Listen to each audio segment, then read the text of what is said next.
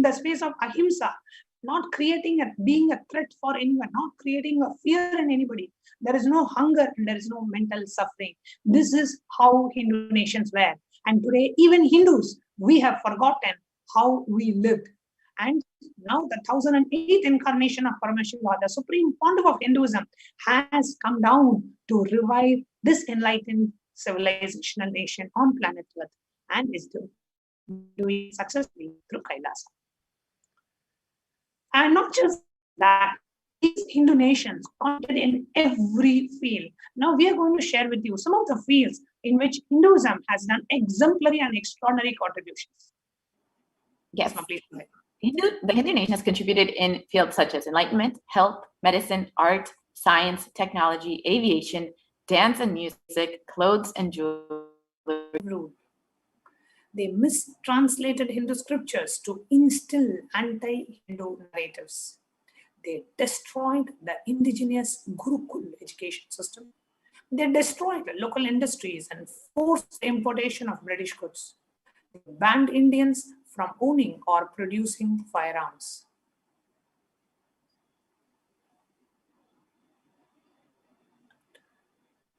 During the British occupation, $5 trillion. Go ahead, Ma. Yes, Ma, please go ahead. Yeah, during the British occupation, trillion was looted from India over the 200 years. 45 million Hindus died during this due to famine and poverty imposed by British policies and reprisal killings for the 1850s, and 680 native kingdoms usurped by the British Raj. The British In the words of Shashi Tharoor, the member of the Indian Parliament, he says, the British came to one of the richest countries of the world, and over 200 years of exploitation, looting and destruction reduced it to a poster child of a third world poverty. And it didn't end there. The destruction of the Hindu civilization continued even after the independence of India, which continued with brown faces, British attitudes and policies towards India. The words of Jawaharlal Nehru, savage people we are, politics, progress, socialism, communism, science, before this black religious savagery. India can never be a Hindu republic. These are the words of the first Prime Minister of India, Mr. Jawaharlal Nehru.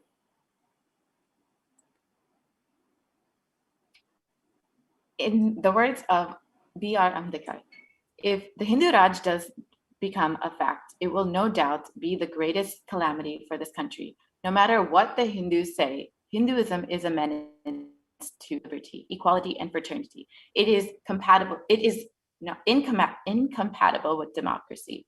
Hindu Raj must be prevented at any cost. And this is the words of the first measure and principal architect of the Indian Constitution.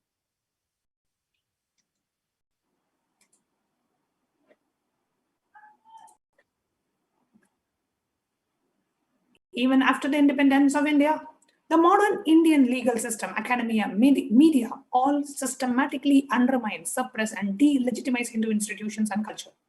Number one, government control and taxation into temples and schools, while other religions are free from interference. Number two, Articles 26 to 30 of Indian Constitution discriminate against Hindus by giving special rights and benefits to non-Hindu government, like for example, government benefits, scholarships, etc. to non-Hindus. 3. Hindu kingdoms and self-governance was abolished. 4. The anti-social practices. Number 5. The mainstream Indian academics describes Hindus as sexist, racist, backwards, and as oppressors, and the negative media portrayal of Hindus in Bollywood and in television. The phase 3 of the secular India, media narrative used to stereotype and demoralize Hindus. Consistently portrays as cartoonish, dishonest, corrupt sex fiends in a manner similar to British imperial propaganda. Media narratives are used to shape human consciousness and further British colonial stereotypes portraying Hindus as superstitious, backwards, dishonest, and corrupt are perpetuated by their brown British successors in modern India unabated. Here you can see in the pictures where in movies, Paramashiva is shown as a laughing stock. Hindu gurus are being portrayed as sexists, and they are womanizers and comedians, and all the heroes will have non-Hindu names, and all the villains, negative characters, they will have Hindu symbols. They'll be wearing Rudraksha, they'll be seen wearing Bhasma, they will have Trishul, and Hindus are made to look as a laughing stock. Hindu deities are abused, Hindu gurus are being superstitious in the Indian movies in Bollywood, and we Hindus, many of us, without even realizing the subtle damage that is being done to our civilization, we go to the movies and we laugh at ourselves, and it's extremely unfortunate that we do not realize what is being done to us. So it is extremely important that we as Hindus understand the need and the urgency and the survival need for the revival of Hindu nations.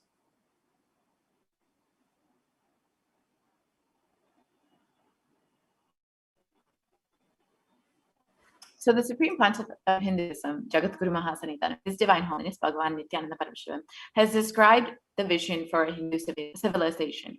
During the time of Mahabharata, we Hindus had 56 desas, countries, 200 states, 1,700 samsthanas, provinces, and 10,000 sampradayas, traditions. In all 56, we Hindus are persecuted. Now we have lost all of the 56. The last one to fall was Nepal. I am the collective voice of all the persecuted Hindus. I will revive and rebuild a Hindu nation built on Veda-agamic principles as a refuge for all practicing and aspiring Hindus, a safe haven for all persecuted Hindus.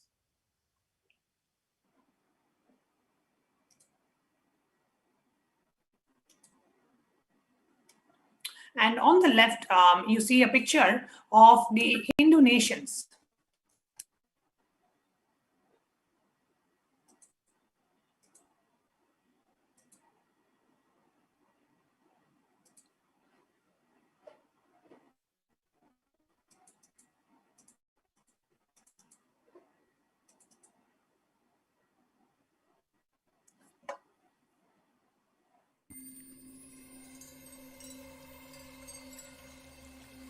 I welcome you all with my love and respect.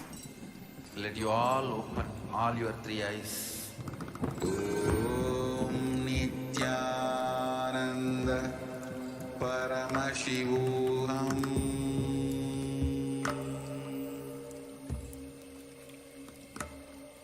Om Nithyananda Paramashivoham.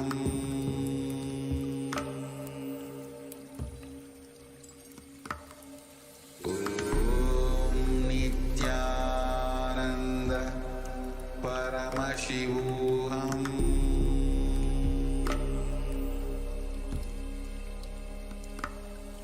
Om Nithyananda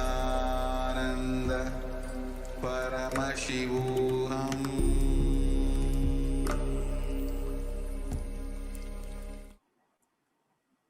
Sorry for the technical glitch. Now on the left, you actually see a picture of all the regions that are marked in orange. Excuse me.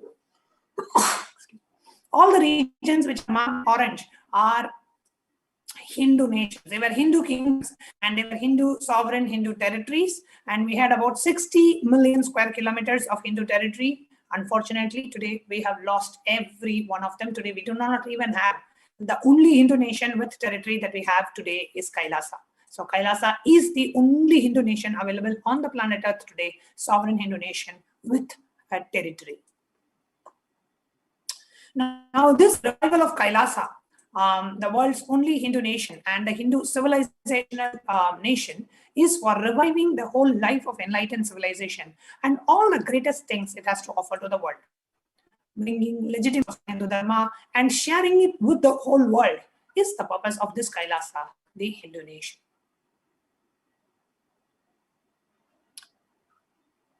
The administration of Kailasa is the revival of the cosmic constitution. Kailasa is the model nation of how enlightened civilization should be living and administered. Politics, judiciary, education, economy, everything will be revived as Paramashiva, revealed in the Vedagamas, the Sanatana Hindu scriptures. Now, Hinduism and the Hindu civilization being one of the most persecuted civilizations, today Hinduism is on the brink of extinction, such that the next generation may know about Hinduism only history books. What can we do as to stand up for the Hindu civilization and all that it has to offer to the world? Today, Hinduism is a political orphan. The preservation and restoration of Hinduism's spiritual and cultural heritage is impossible without a national identity. So what can we do to save Hinduism? Whenever Hindu gurus or Hindu organizations, they try to revive Sanatana Hindu Dharma under the political structure of a different nation, Hindu gurus and the Hindu organizations have been systematically attacked, persecuted. The Supreme Pontiff of Hinduism has been a victim of horrific Hindu Holocaust and assassination attempts and lawfare and hundreds of false cases. The Hindu guru is not even allowed to survive. Forget about reviving Hindu civilization and nation. So it is impossible the revival of Hinduism's spiritual and cultural heritage without a national identity is simply impossible. And that is why it is extremely important that we as Hindus reclaim our Hindu identity. And one of the things we as Hindus miss out is understanding the reason why Hindus are successful all over the world. If we go to Silicon Valley, or if we go to and see the Asia's top 100 richest people, or if we go to the US and if we see the tech giants, and if we see whether it is in Microsoft or Google or Sun, wherever you go, the CEO or the CFO or the person who's leading is a Hindu. So if Hindus are experiencing, if we are having a healthy, wealthy, rich, successful, peaceful, happy, respectable, stable family and the best mental health, if you go to schools in the West, the Hindu kids are outperforming other kids because it's in our DNA, a stable mental setup. It is in our DNA to have the best brains. It is in our DNA to be healthy, wealthy, rich, successful, peaceful, contributing. Wherever Hindus goes, whether it is in Canada or in the US or in Australia or in New Zealand or in UK, Hindus have contributed wherever we went, wherever we integrated. So if we as Hindus are having a happy, healthy, successful life and having a stable mental setup and a stable family, Hinduism is responsible. Our Hindu identity is responsible. Of the Hindu scriptures are responsible. Now, you as a Hindu, you may not have read the Hindu scriptures, or you may not claim or reclaim your Hindu identity. You may not even know anything about Hinduism. Don't think that Hinduism is not responsible just because you don't know about Hinduism. It is in your very DNA. The Hindus, in their very DNA, we are born with the Hindu knowledge, because the Gotra system is a way of transmitting the knowledge through the DNA. So if you are a born Hindu, born to Hindu parents, understand very clearly, it is the Hindu scriptures which has given us the best mental setup. All the things that we have best in life, the Hindu scriptures are responsible, the Hindu gurus are responsible, Hinduism is responsible. Yes, Hinduism is responsible for our successful life. Hindus are the richest and most successful ethnic community in the world. Hindu scriptures, Hindu lifestyle, our enlightened masters are responsible for this. Hindu thought currents are responsible for this. And here you can see a newspaper article.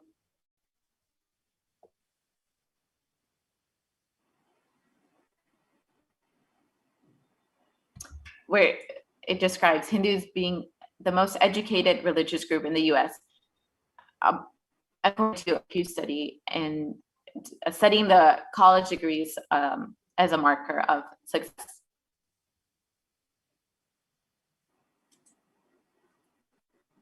It is time we reclaim our Hindu identity. And it is not just because the anti-Hindu elements are being active.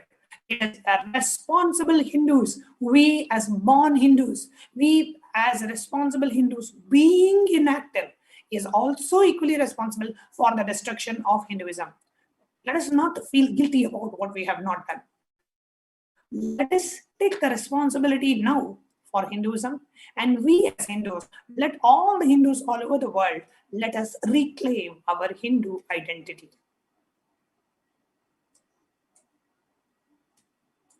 So what is the responsibility of Hindus that we have?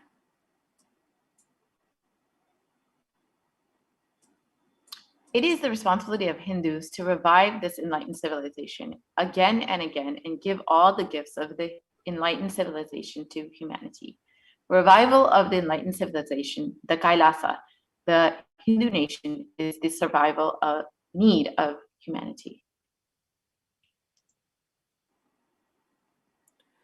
This is an invitation to all Hindus, all the Hindus, born Hindus, practicing Hindus, those sympathetic towards Hinduism, those who are curious towards Hinduism, wanting to explore and enjoy Hinduism.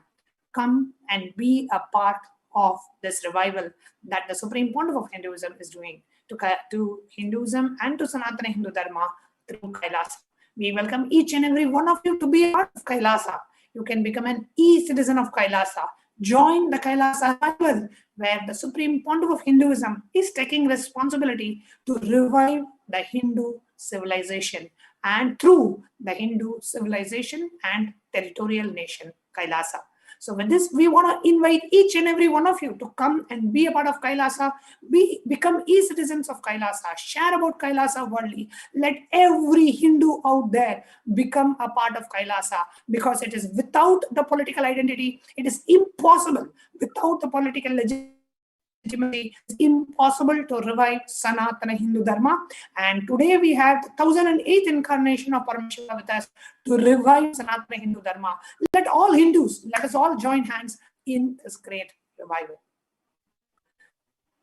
So with this, I invite each and every one of you to please sign up to be a part of Kailasa. If you are not yet an e-part of Kailasa, just go to kailasa.org/join.kailasa.org and you can join and become an e-passport holder of Kailasa. You can also go to kailasa.org/free-e-passport. So with that, we're going to play a short promo for how we can become a part of Kailasa before we move on to the next segment.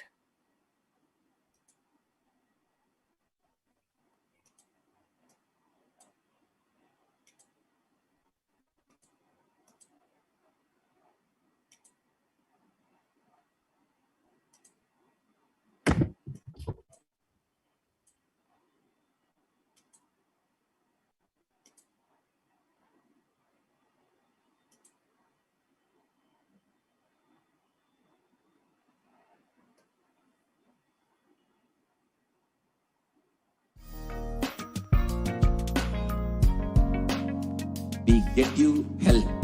We get you ability to build beautiful relationships in your life. We get you direct spiritual support, and we make sure you become wealthy.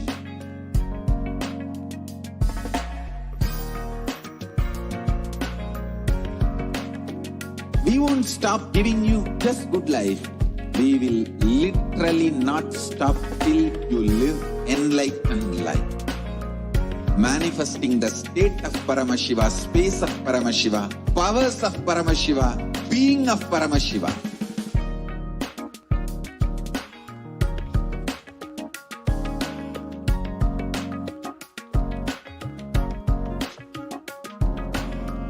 Whole world should become e-Kailasians. I want the whole world to know Hindus have something great to contribute to the world.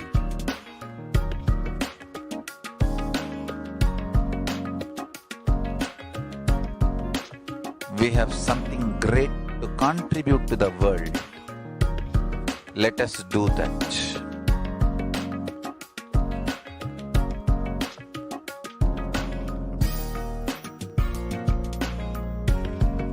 E-Kailasa is proper proper customized spiritual service, helping you to identify your root patterns of suffering. We have perfected the science of helping every individual from every cultural, religious, nationality background.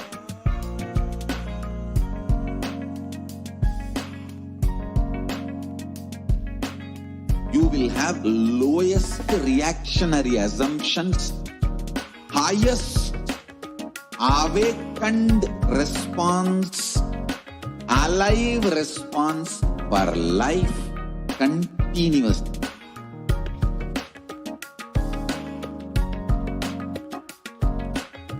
Kailasa is enlightenment ecosystem, literally enlightenment itself in your own home, wherever you are.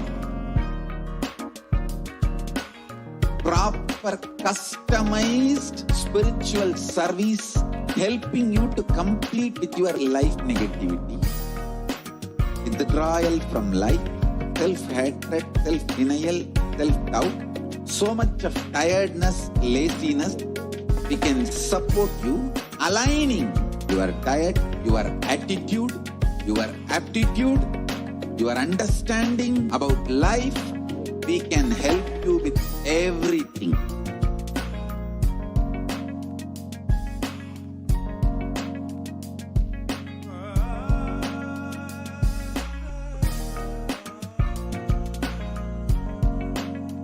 If you are interested in enlightenment, we will immediately bring this to you.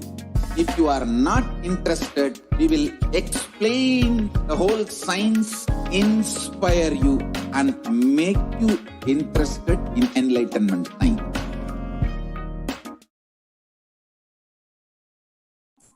Welcome back. Now, in the next segment of today's program, we are going to share with you how can we relate with Devi Parashakti. See, we just saw about the responsibilities that we as Hindus need to take and how Devi Parashakti revealed in the Parashakti Akashic readings that once we are born as Hindus, we are born with a commitment to protect Sanatana Hindu Dharma, just for awakening us, just for reawakening us to the true purpose of our life and the true purpose of birth itself for the benefit of humanity. Devi Parashakti comes again and again and again, reminding us of what we need to be aware of and constantly taking care of us, protecting us and from all the dangers and blessing us.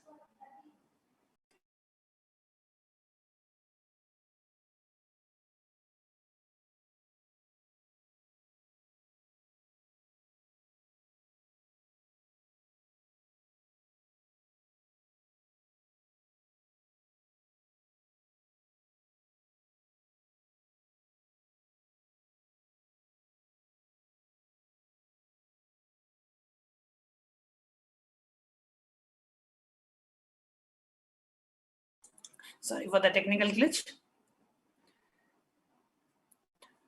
So it is with a deep devotion and love to Devi Parashakti, we offer our gratitude as she comes again and again to bless us all, to shower us with all the boons. So what are the different ways we can offer to Devi Parashakti? We can offer our gratitude, devotion, and love to Devi Parashakti. The first offering we have is that of the E-Hundi offering, which is offering of any amount. It's like how you go to a temple and you offer some money in the hundi. Out of your love, devotion, and gratitude for Devi Parashakti, you can offer any amount. She is beautifully, Lalita Sahasranama says, Bhakti Priyaha Shambhavi Sharada Aradhya Sharvani Sharmadayini. Devi is fond of true devotion and is realized through true devotion. She can be won over through true devotion, and she removes all the fears. So if there is any issue to remove Devi Parashakti, to protect us all, to shower us with all the boons and with good physical, mental health, and whatever you want to manifest, we can worship to Devi Parashakti. The next offering that we have is that of the Sankalpa chanting. Taitan mohyate vishwam shaiva vishwam prasuyate Chaya chitta chavijanam tushta ruddhim prayachati. The goddess enchants this universe and she herself gives birth to this universe. The goddess, being prayed without interest in anything, gives that knowledge that leads to salvation and gives wealth in the materialistic sense. So the 12th chapter, the 34th verse of Devi Mahatmyam, offering of the Sankalpa, the conscious resolution, blesses the person offering with all the fruition of the desires and the wishes that she is earning for. So the Sankalpa chanting is where you pray to Devi Parashakti and request her blessings in your life. It is just $1. So it is made in such a way that every one of us can have our names chanted in the Sankalpa mantra, the conscious resolution that we take to receive the blessings of Devi Parashakti.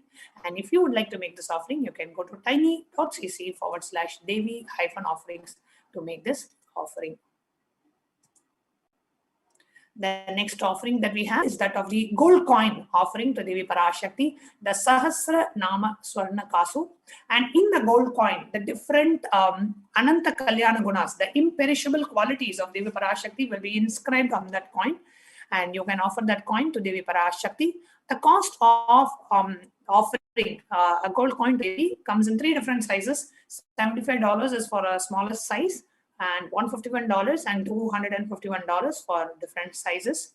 Offering of a gold coin to Devi Parashakti, inscribed with each of the 1008 names, and receive the blessings to to manifest the divine qualities of Devi Parashakti. The next offering we have is that of the Mukta Anguti, the finger ring with a pearl. The Meenakshi Paratram Muktahara Lasat Kirita Ruchiram Purnendu Vakta Prabham Sinchannu Pura Kinkini Manidaram Padma Prabha Basuram Sarva Bhishta Palapradam Girisudam Vani Ramasevitam Meenakshim Pranadosmi Santatamaham Karunyavaram Nidhim. I vow to Goddess Meenakshi, whose crown is the garland of pearls and face shining like a full moon, who wears anklets that are studded with gemstones and has small bells, who is shining like the splendor of lotus, who grants all the wishes, the daughter of the mountain, who is worshipped by Goddess Vani and Rama. I remain ever bowing to Goddess Meenakshi, the ocean of compassion. Offering of the Mukta Anguti, the finger ring with a pearl, to receive blessings to be showered by her compassion and pure love in all your business endeavors.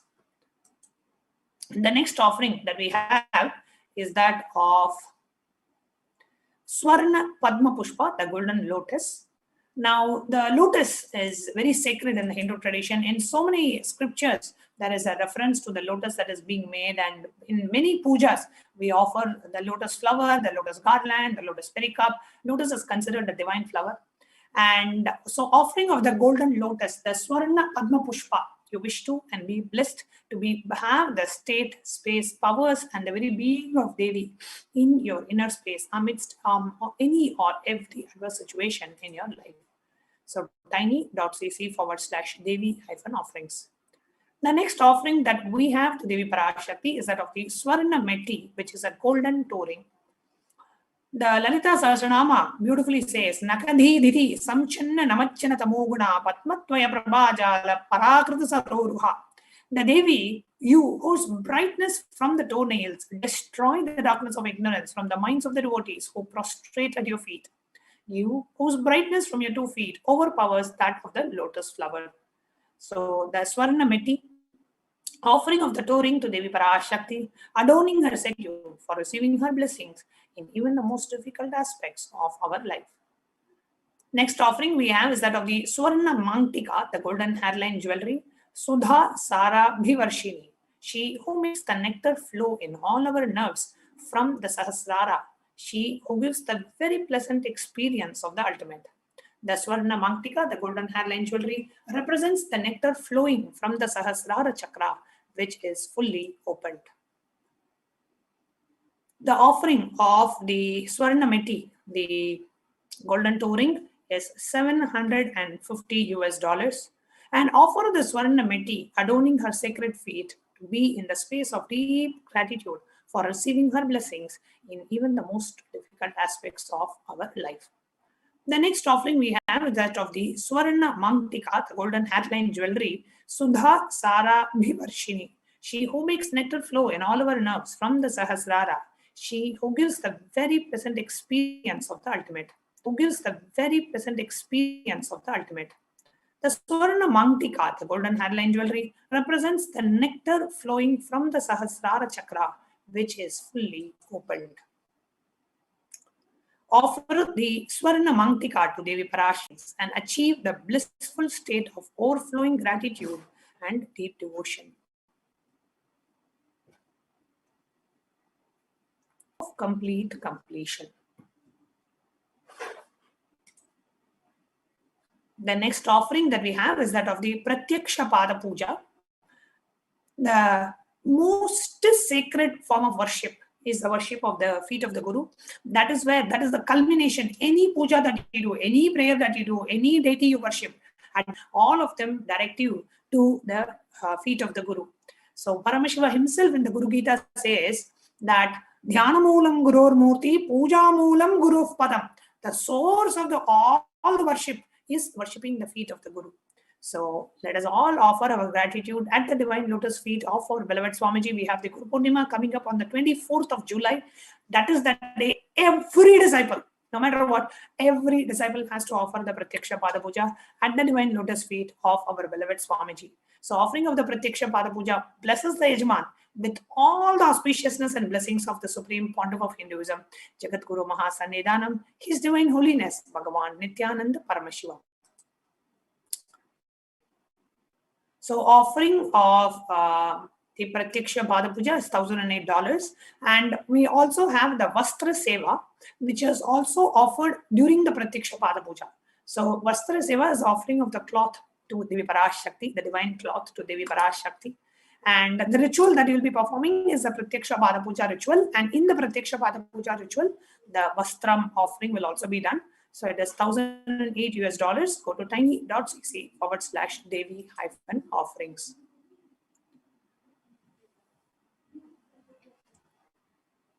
So the various different offerings that you can avail are the E-Hundi offering, the Sankalpa chanting for $1, and Devi Sahasra Nama Swarna Kasu, the gold coin, the Mukta Anguti, the finger ring with a pearl, the Swarna Padma Pushpa, the golden lotus offering, the Swarna Meti, the golden toe ring, the golden hairline jewelry, the Pratyaksha Pada Puja, the Vastra Seva. And how can you go ahead and register for these offerings? Now, if you want to make these offerings and you are interested in the offering, you have the intention to offer these offerings, but you need help in manifesting, then you can register in tiny.cc/Bhavasamadhi. If you are ready to go ahead and make the payment for these offerings, then you can go to tiny.cc/Devi-offerings and go ahead and make the payment. And after you make the payment, you will have to let us know the names of your family members to be blessed in the Sankalpa. So you can go to tiny.cc/Sankalpa 2021. So now I'll give you a few minutes for you to go ahead and register yourself while we take you through a walkthrough of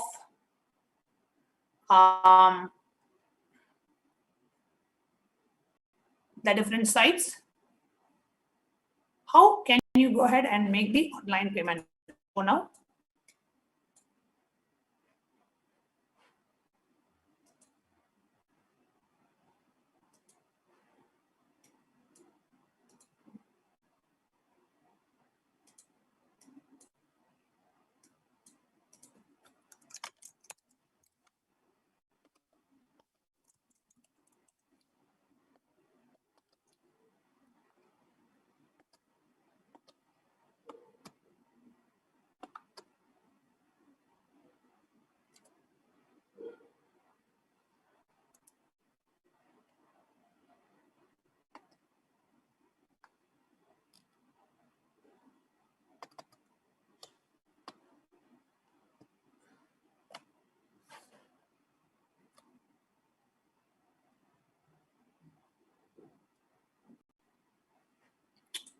Okay, so if you go to tiny.cc/Devi-offerings, you will come to this particular site.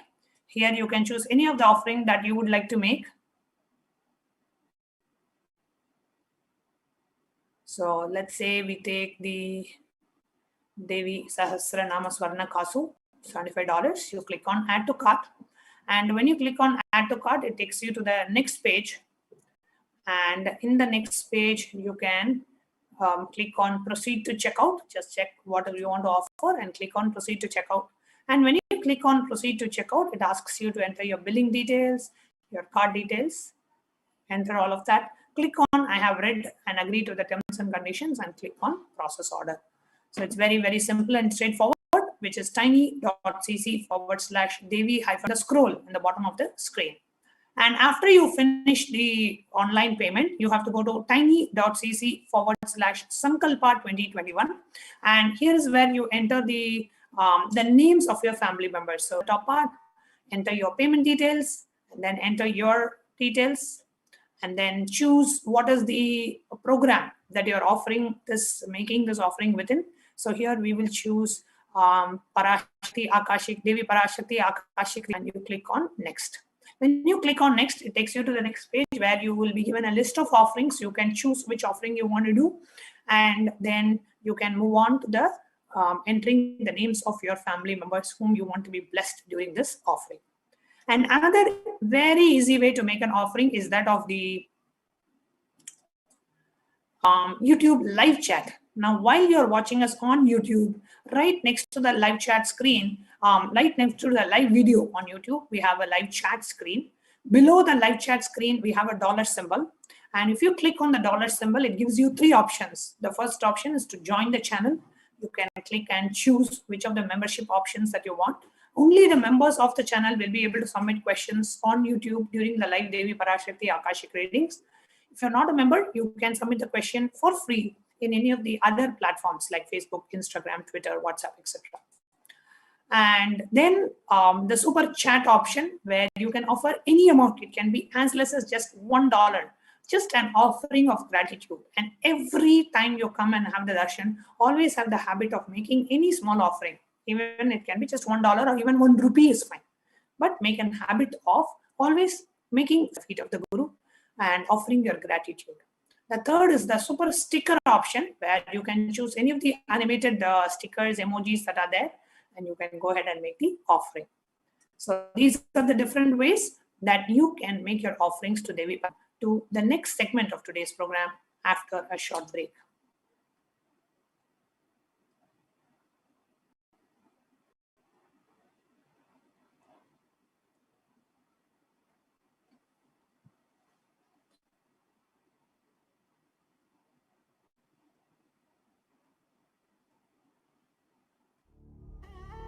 What I mean by the word Kailasa, listen intensely. Enlightenment ecosystem, literally enlightenment itself, in your own home, wherever you are. If you cannot come to Kailasa, it's okay. Kailasa can come to you. Kailasa coming to you is Kailasa.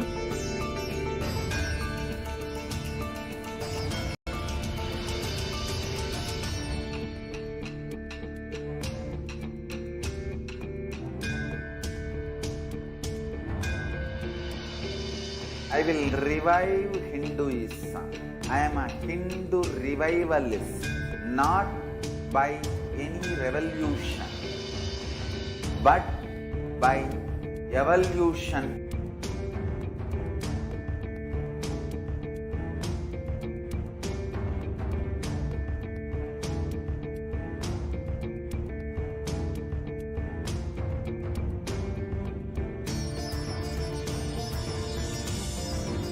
And setting model community.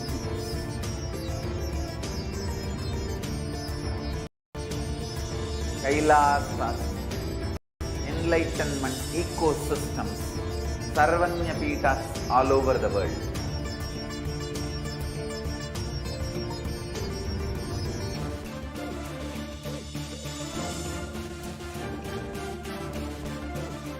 all powerful cognition, knowledge, only when you live, power manifestation happens. It's a fundamental truth.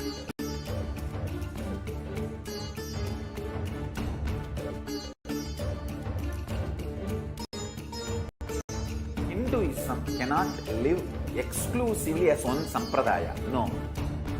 All sampradayas of Hinduism is an ecosystem.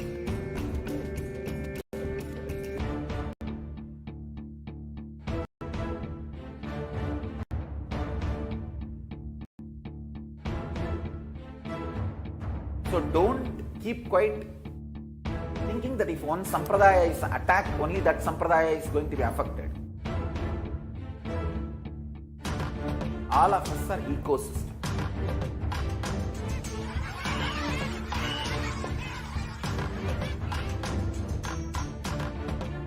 I invite all of you to get involved and enjoy Hinduism by the principle of Dharmo Rakshati Rakshitaha. When you Dharma protects you, We will make the whole planet flourish spiritually. The spiritual prosperity will happen to the whole planet. We all have to coexist together.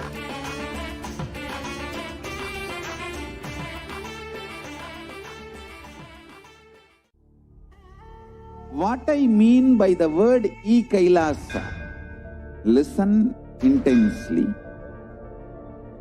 Enlightenment ecosystem, literally enlightenment itself, in your own home, wherever you are. If you cannot come to Kailasa, it's okay. Kailasa can come to you.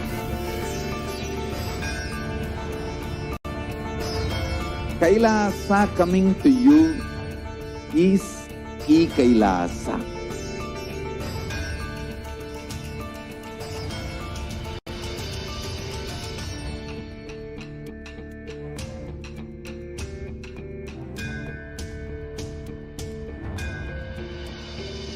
I will revive Hinduism.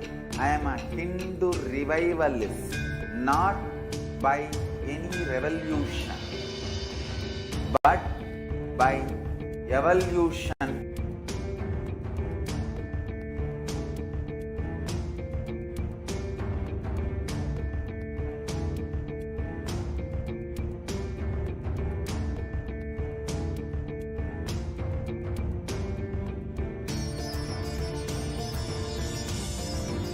And setting model community.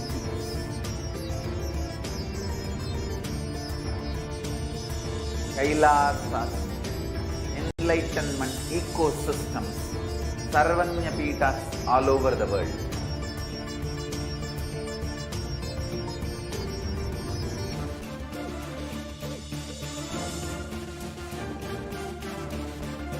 All powerful cognition, knowledge, only when you live, power manifestation and possibilities manifestation happens.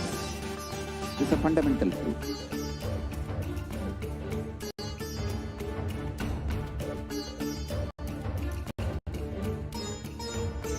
Hinduism cannot live exclusively as one sampradaya. No. All sampradayas of Hinduism is an ecosystem.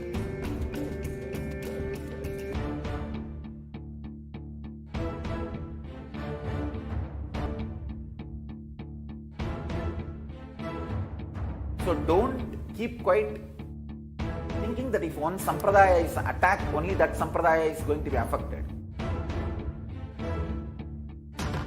All of us are ecosystem.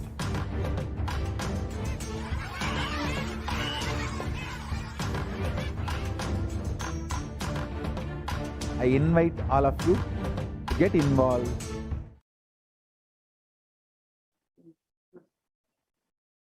Nithyanandam. And now we will go into Kailasa's embassy's readiness for COVID care protection centers. One can see here, one needs to really understand the statistics in the world today, what the world is going through, to really internalize and appreciate what the Supreme Pontiff of Hinduism is exhorting every one of us to do, what Devi Parashakti is imploring each and every one of us to do. Save your life till the end of the year. That is the only priority. This is the singular ordainment of Devi and Bhagwan. Why so? One can see here the status of the world today. This graph is from kff.org, which is publishing the statistics of how younger adults are more likely to report symptoms of anxiety or depressive disorder, or both, during this COVID-19 pandemic. You see here the ages 18 to 24, 56% of the youth facing either anxiety or depressive disorder. The ages 25 to 49, about 50%. So practically the entire below 50 generation, more than 50% impacted. And the elder generation also not far behind, at the ages 50 to 64 segment being about 40% impacted with anxiety and or depressive disorder, and the really elderly people at 65 plus, close to 30%. So the entire population of the world impacted over 30% at least, right up to going almost up to 60%, with very serious concerns like anxiety and or depressive disorder. One can see here the average share of the adults reporting symptoms of anxiety and or depressive disorder. This comparison is just between 2019 and 2 years later, that is this year in 2021. The NHIS has released the statistics of 11% is the number that was impacted with anxiety disorder and or depressive disorder in 2019.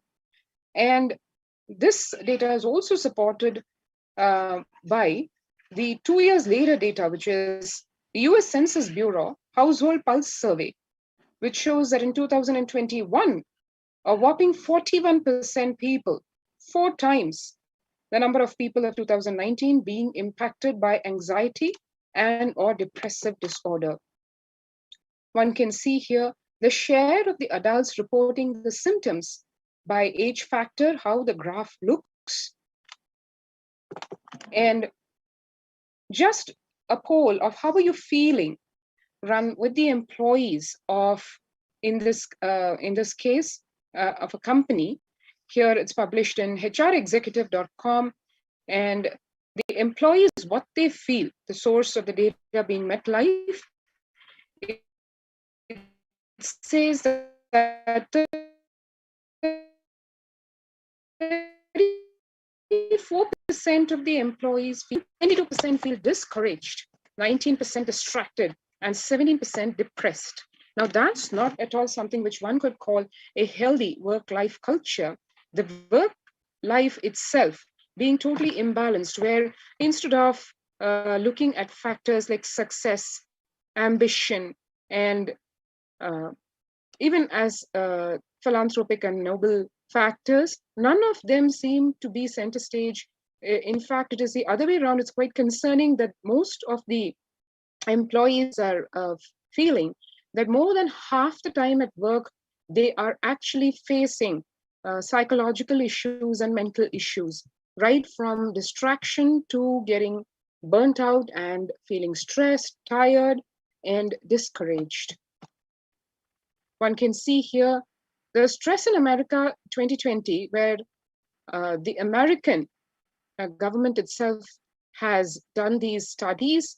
The American Psychological Association has actually released this data that nearly 8 in 10, to be more precise, 78% say the coronavirus pandemic is a significant source of stress in their life.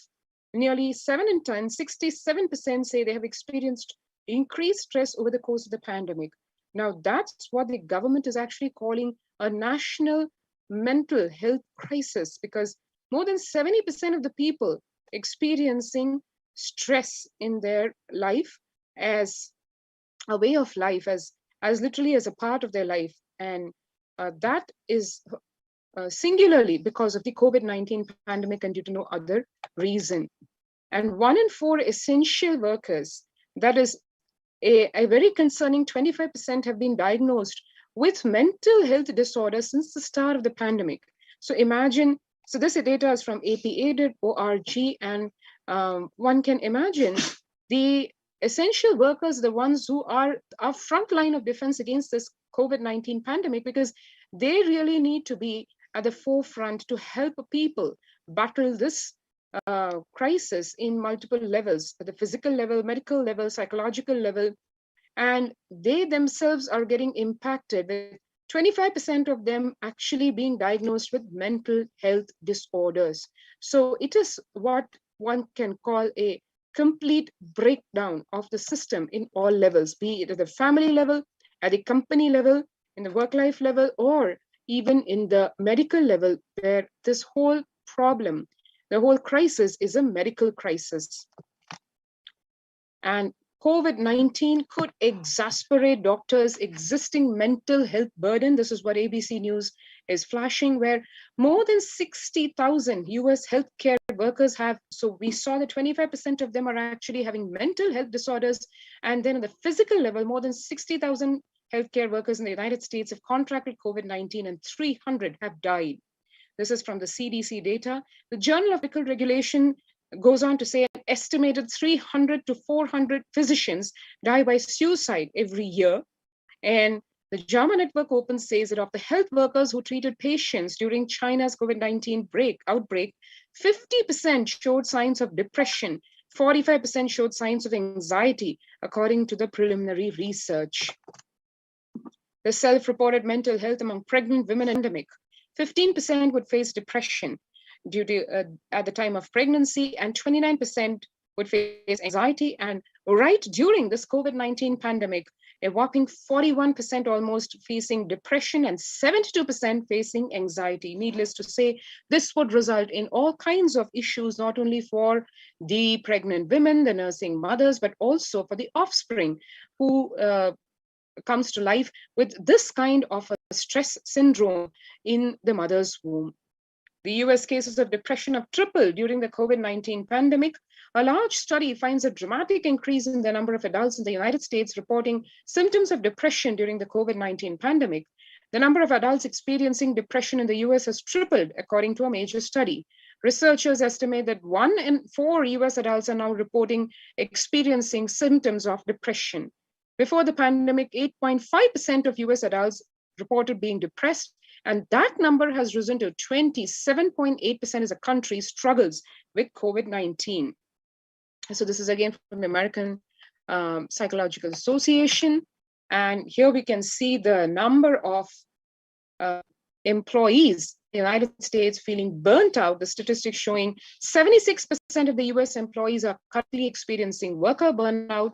57% say worries about the COVID-19 have been a contributing factor. 33% say worries about political issues have contributed to their burnout. So one can see here almost double the number of people, when it's about just about 30% having concerns about the political system. A whopping close to 60% are concerned that their stress cause is actually because of just singularly the COVID-19 pandemic. And the COVID-19's impact on the mental health shows 78% of the global workforce says the pandemic has negatively affected their mental health. 85% say their mental health issues are causing sleep deprivation, poor physical health, reduced happiness at home, strained family relationships, or isolation from friends. 68% of people would prefer to talk to a robo over their manager about stress and anxiety at work. And 76% of workers believe their company should be doing more to protect the mental health of the workforce. The youth segment, the young workers, are hit the hardest, as one saw in the previous statistics. Also, the age groups from 22 to 25, 89% being hit, 26 to 37, about 83%. And then the next group from 38 to 54 is 73%, and 55 to 74, again, not very far behind, is 62%. The younger respondents were more likely to say that the pandemic has had a negative effect on their medical health. This source of data is from Oracle and Workplace Intelligence.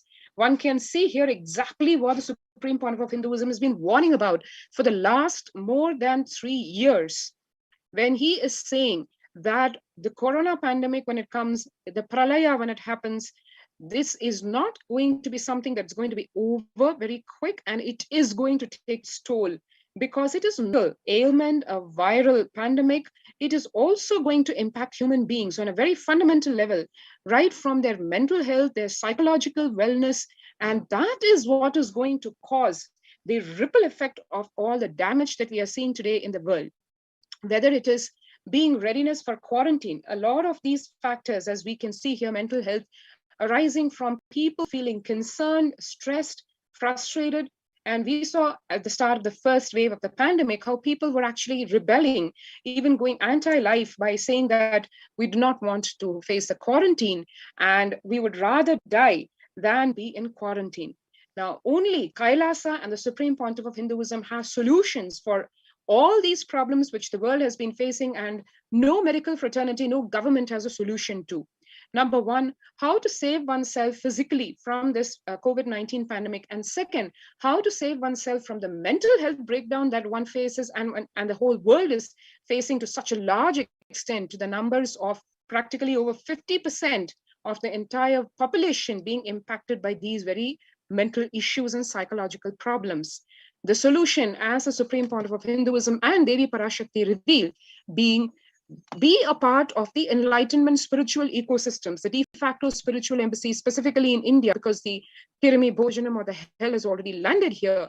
These de facto spiritual embassies of Kailasa would provide protection on multiple levels because it's a multi-layer quarantine facility being enabled and provided to one and all.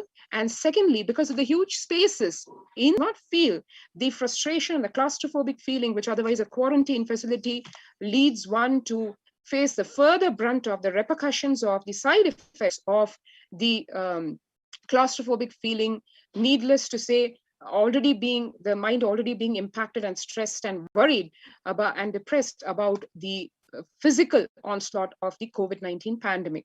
So the only solution, as one can see right from all these statistics and the data, why the multi-layer quarantine facility and why Kailasas in India are mandatory, but also to practically retain one's sanity, and not just that, but actually experience, even in this time of a global pandemic and a crisis, the opportunity to experience the quantum leap to super consciousness, which is what the Supreme Pontiff of Hinduism is leading humanity into. So having said this, we'll go right into what the Supreme Pontiff of Hinduism has been doing to prepare the world, not only how to tide over this global pandemic, but also to push humanity into the quantum leap into super consciousness. So what all he has been doing right from the most auspicious happening of his on planet Earth, we will see in just a few minutes after a short break.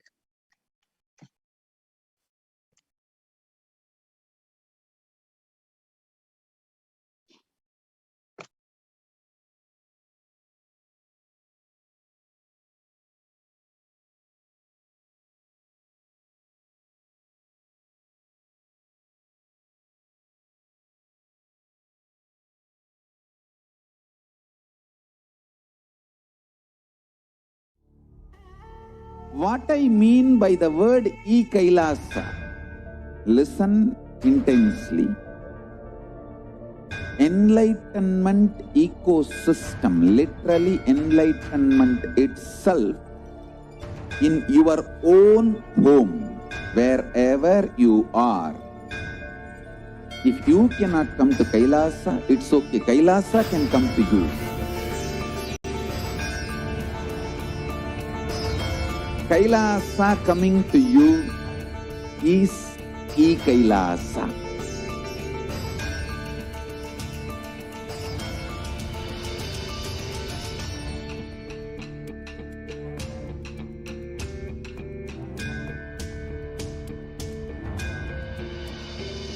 I will revive Hinduism.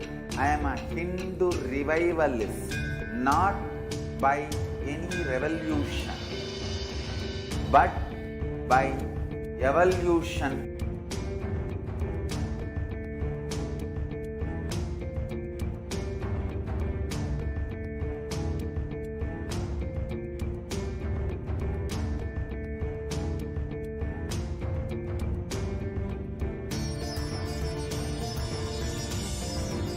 And setting model community.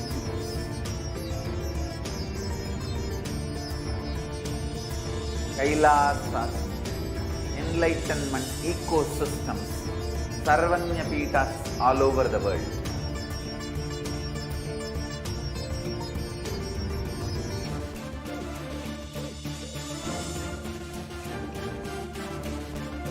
All powerful cognition, knowledge, only when you live, power manifestation and possibilities manifestation happens. It's a fundamental truth.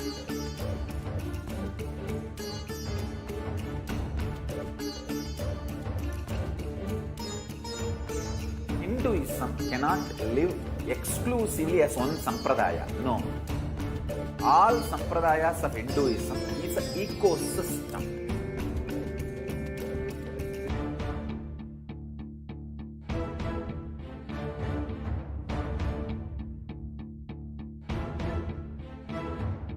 So don't keep quiet thinking that if one sampradaya is attacked, only that sampradaya is going to be affected. All of us are ecosystem.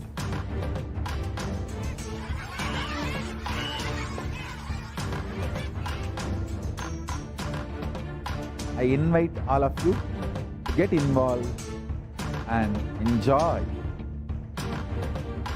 Hinduism by the principle of Dharmo Rakshati Rakshitaha. When you protect Dharma, Dharma protects you. We will make the whole planet flourish spiritually. The spiritual prosperity will happen to the whole planet. We all have to coexist together.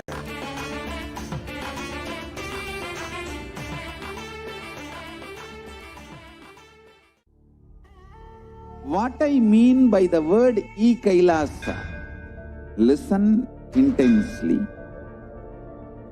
Enlightenment ecosystem, literally enlightenment itself, in your own home, wherever you are. If you cannot come to Kailasa, it's okay. Kailasa can come to you. Kailasa coming to you is Kailasa.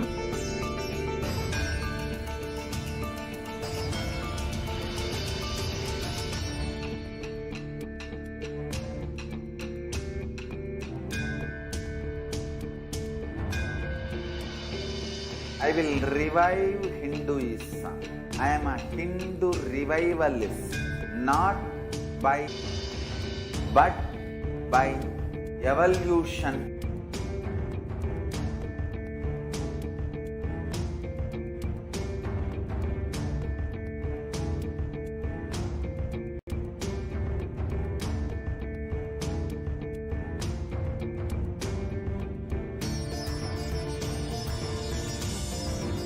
And setting model community.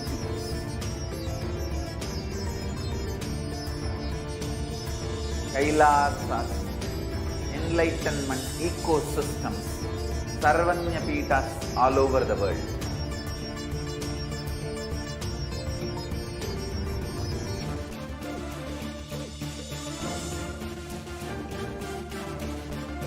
All powerful cognition, knowledge, only when you live and possibilities manifestation happens. It's a fundamental truth.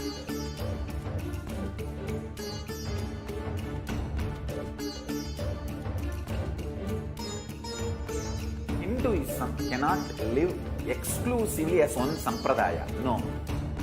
All sampradayas of Hinduism is an ecosystem.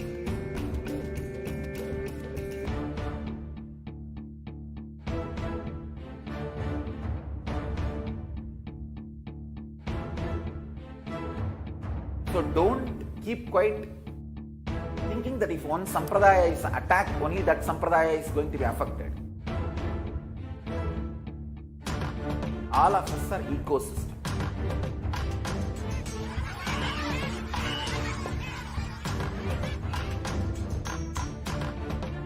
I invite all of you to get involved and enjoy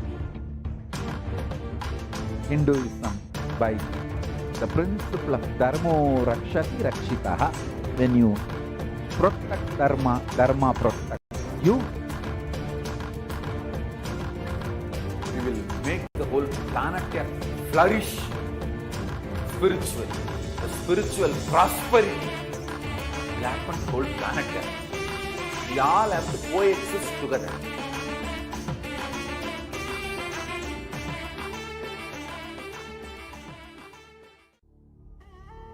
What I mean by the word Kailasa, listen intensely.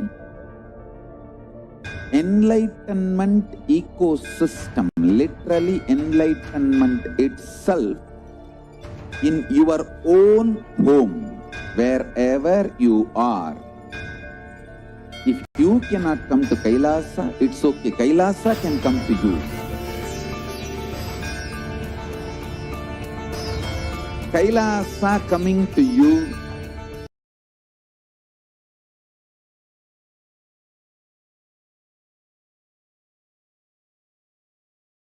year, where the Supreme Pontiff of Hinduism and the peacekeepers of Kailasa embarked the Himalayan Yatra, traditional sacred pilgrimage to Himalayan mountains and up the river Ganga.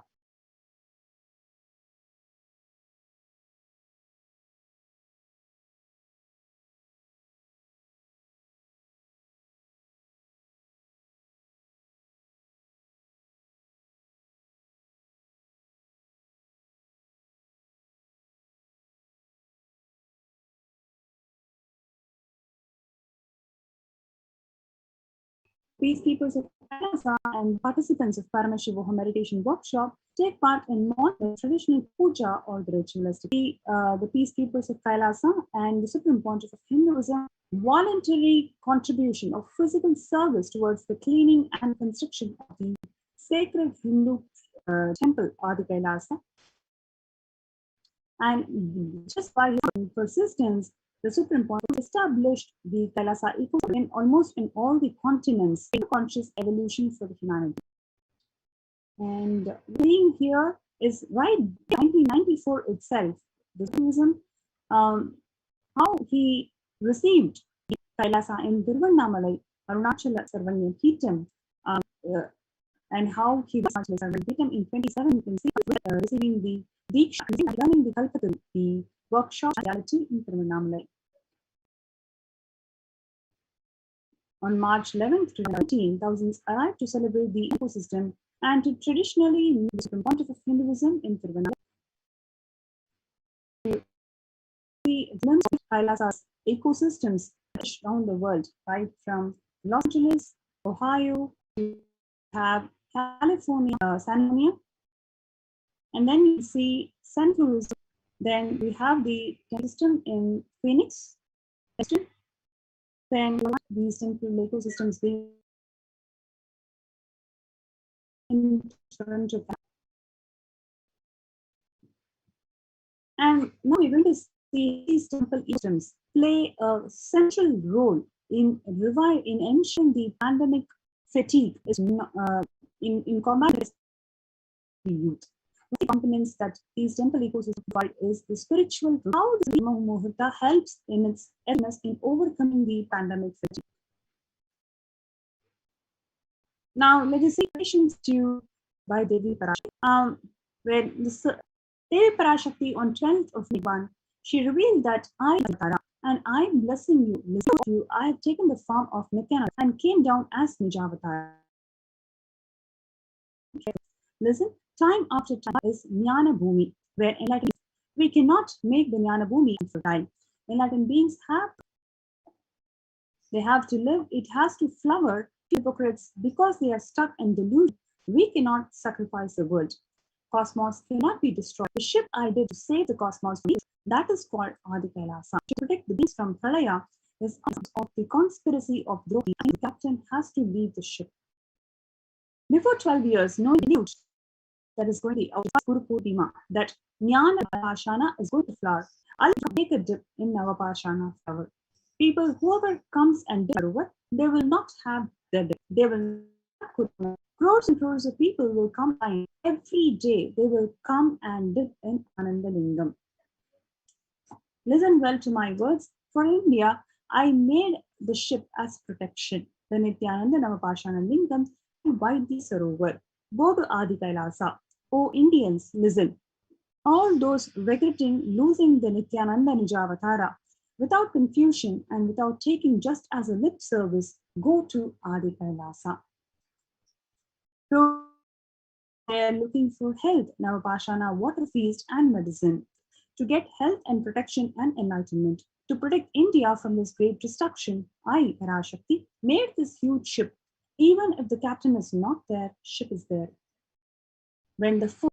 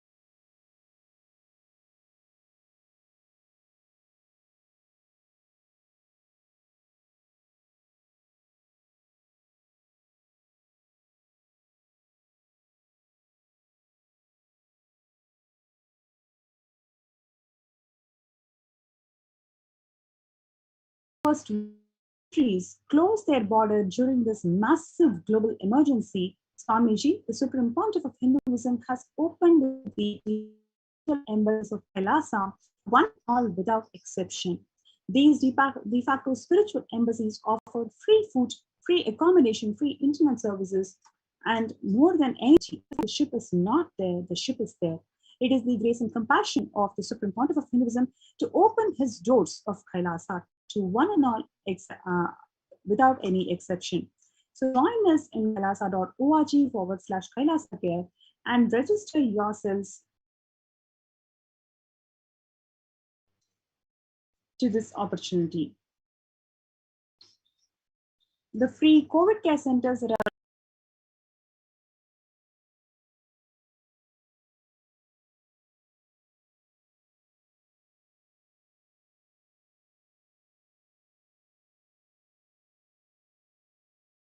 opened across India includes the Adi Kailash in Bidadi, Bangalore, Salem Adinam in Tamil Nadu, Thiruvannamalai Adinam in Tamil Nadu, Rajapalayam Adinam in Tamil Nadu, Puduvai Adinam in Puducherry, Pattanam Adinam in Tamil Nadu, Sirahapadi Adinam in Tamil Nadu, Sri Puram Adinam in Hyderabad, Madurai Adinam in Tamil Nadu, Avattipalayam in Erode, Tamil Nadu, Huzur Adinam in Tamil Nadu, and Baroda Adinam in Gujarat.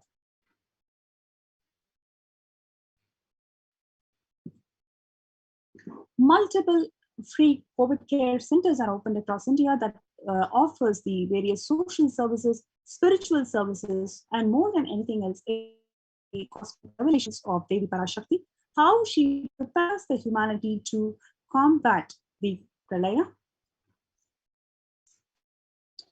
And the number of social services that are offered during the COVID in de facto spiritual embassies include number one, medical care, that includes allopathy services, Ayurveda and Siddha medicine.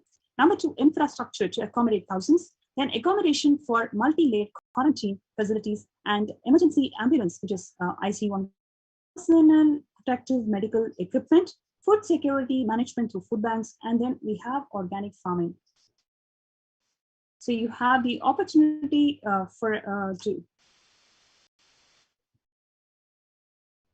you have the opportunity for us to, for everyone to join us in COVID Care Protection Centers, which is kailasa.org/Kailasa Care, KAILASA.org/Kailasa Care for everyone to join.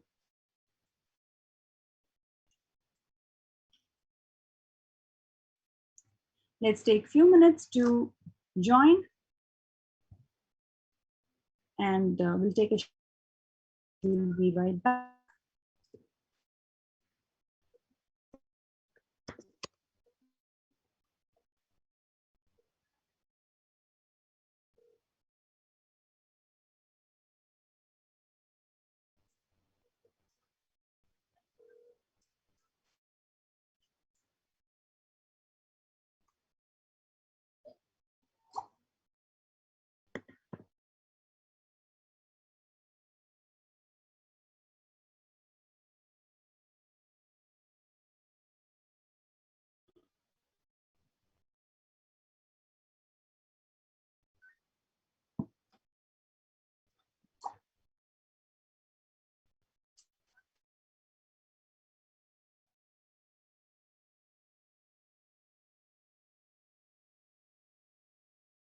Listen intensely.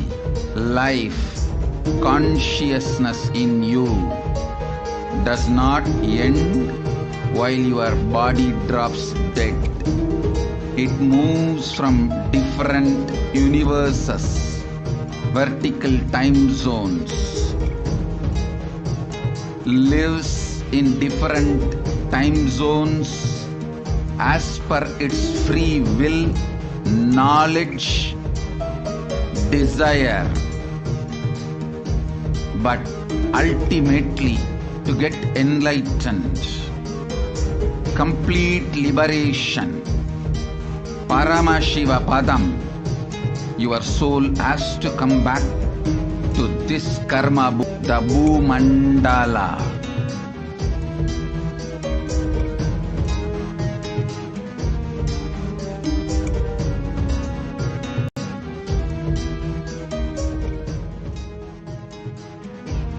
This Bhumandala and the Jati ecosystems, the caste ecosystems,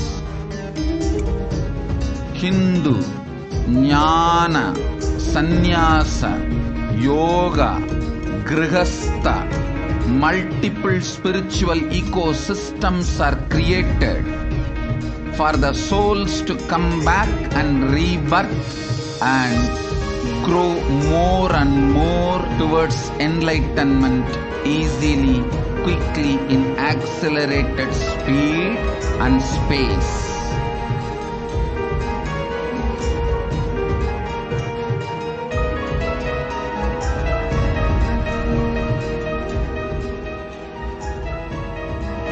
Understand the secret of Sayujya Mukti. Your Kundalini Shakti explodes inside your body due to compulsive sexual appetite. All the male bodies building intense yogic body through yoga and pranayama, building the mind of Tyaga centric, will heal your compulsive sexual appetite and make you reach Sayujya. All female bodies, love-centered care, serving every being will liberate you from the compulsive sexual appetite and make your Kundalini reach Sahasrara, which is Kailasa, Paramashivoham, Sayujya.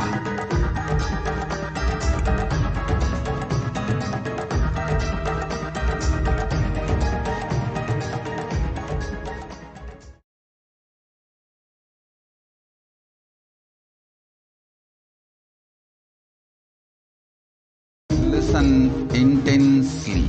Life, consciousness in you does not end while your body drops dead. It moves from different universes, vertical time zones, lives in different time zones as per its free will, knowledge, desire, but ultimately to get enlightened, complete liberation, Paramashiva Padam, your soul has to come back to this karma bhumi, the Bhumandala.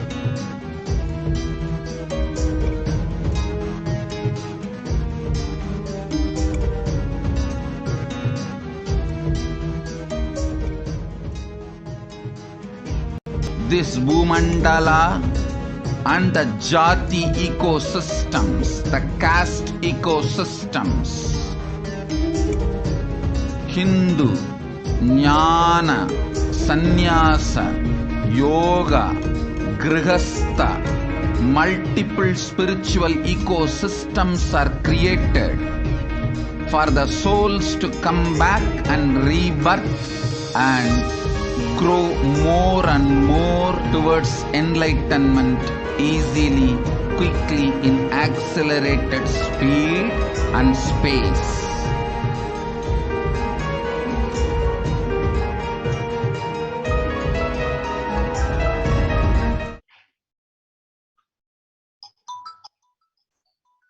Next, we have the spiritual routine that is being practiced in this COVID care protection centers and how this spiritual routine protects you from pralaya. Members of Kailasa's protective preventive multi-layered quarantine initiative take part every day in morning spiritual routine here in Adi Kailasa Sarvangapeetham. The morning spiritual routine consists of Nithyananda Yoga, Panchakriya, Nithyananda Pratyakshapada Puja, Kashayam, which is a herbal drink in the morning, followed by the NithyanandaSatsang. Tune your biological clock to the spiritual practices because the chemistry you enjoy really matters. That decides the kind of plane of the universe, the dimension of universe you're going to experience, Kailasa or Patala, Swarga or Naraga. Morning spiritual routine is the direct path to Kailasa. So in Kailasa COVID care protection centers, this morning spiritual routine is inspired to all the participants for them to directly achieve the path of Kailasa. And why this morning spiritual routine happens in Brahma Muhurta? What is Brahma Muhurta? Brahma Muhurta is a period of 2 Muhurtas, time unit of 48 minutes, or about 1.5 hours before dawn. Time for spiritual practices like prayer and meditation. According to Ayurveda, the time between 4:24 a.m. and 5:11 a.m. is known as the Brahma Muhurta. The very first written verse in any Ayurvedic textbook always explains about the daily regimen that has to be followed for health and well-being and to also experience longevity in your life.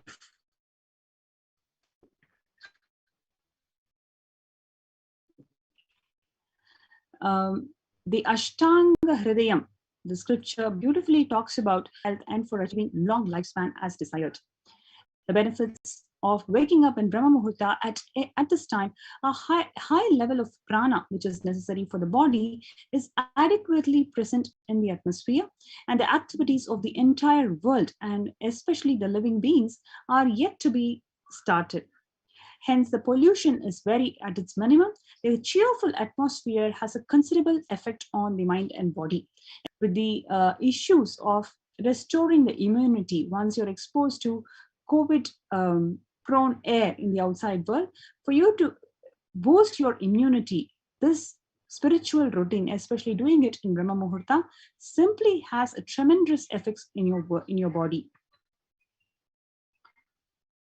Ayurveda has given a deep thought to the daily routine, which aligns our day-to-day life perfectly to express our maximum potential and capabilities. This starts with getting up in the morning. The quality of our waking up decides the energy level for the day. A peaceful, fresh start is always better to a dull, lethargic start with a heavy feeling. Tuning our biological clock to the rising and the setting of sun is the best way for reversing the aging process. Waking up during Brahma Muhurta puts us in the perfect synchronization to the natural clock. We also have Panchakriyas, which activates almost all the vital systems in the body: digestive, respiratory, circulatory, and the nervous vital systems. These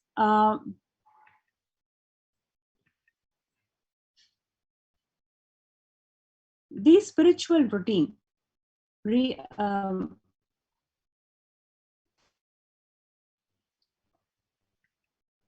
the spiritual routine and the impact of practicing the spiritual routine during this Brahma Muhurta is truly appreciated by the participants, especially the COVID Care Protection Center participants who have joined us in Adi Kailasa.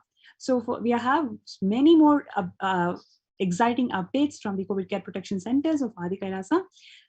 So we welcome each and every viewer to avail this opportunity during this pralaya. It is so important to protect yourself and your loved ones. So we welcome every viewer to register yourself in kailasa.org/Kailasa Care for you to join us in these COVID Care Protection Centers.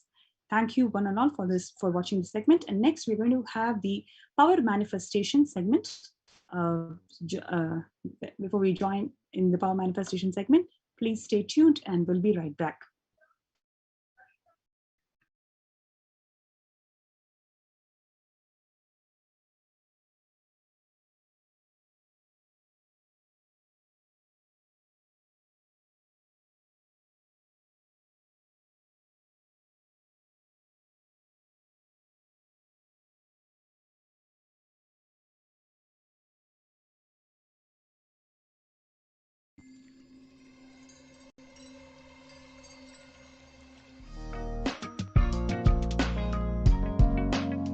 We get you health. We get you ability to build beautiful relationships in your life. We get you direct spiritual support, and we make sure you become wealthy.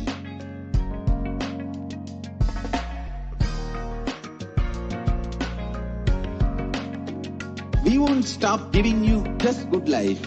We will literally not enlighten life. Whole world should become Kailasians. I want the whole world to know Hindus have something great to contribute to the world.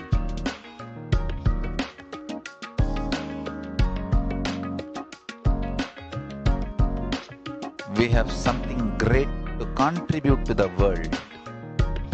Let us do that.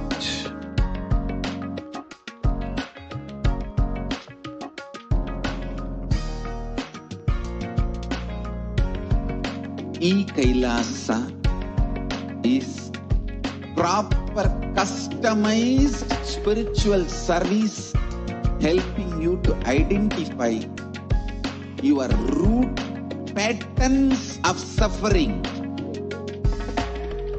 We have perfected the science of helping every individual from every cultural, religious, nationality background.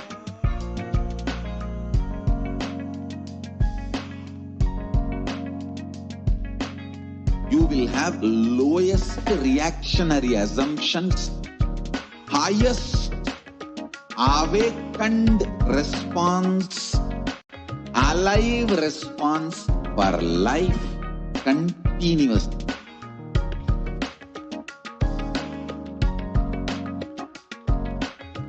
Kailasa is enlightenment ecosystem, literally enlightenment itself in your own home, wherever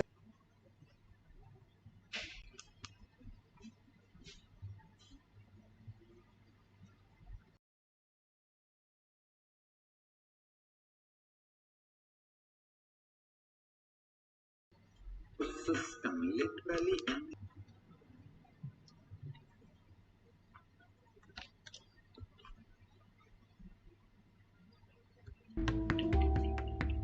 Let's start with the Sadguru Vandanam.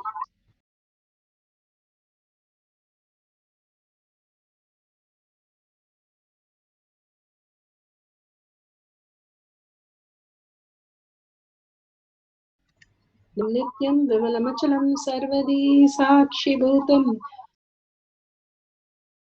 Bhavaditam Trigunarahitam Sadgurum Tam Namami.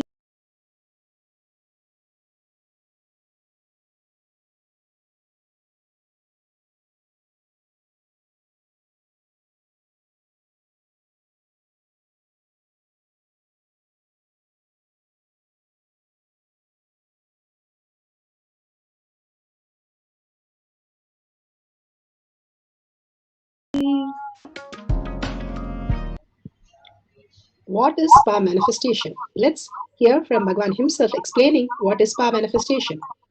All the 25 states of consciousness, when they happen in you, due to your chemicals and hormones ups and downs, it is powerlessness.